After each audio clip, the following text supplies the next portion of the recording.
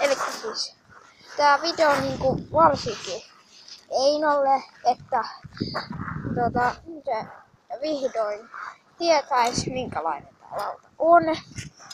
No, ja nyt noin renkaat on jo näyttänyt aiemmin tommosen, eikä lentoalumiinista jo valmistettu sitten.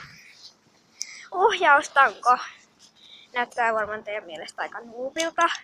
Tää on tämmönen niin huono. Niin munkin mielestä näyttää aika huonolta tommoselta. Pitäis hankkia semmonen uusi, parempi. Ja tossa lukee Finscooter. Ja noin. Niin.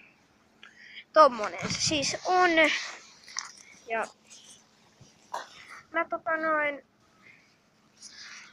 mä yritän kuvata samalla kun mä ajan. Niin.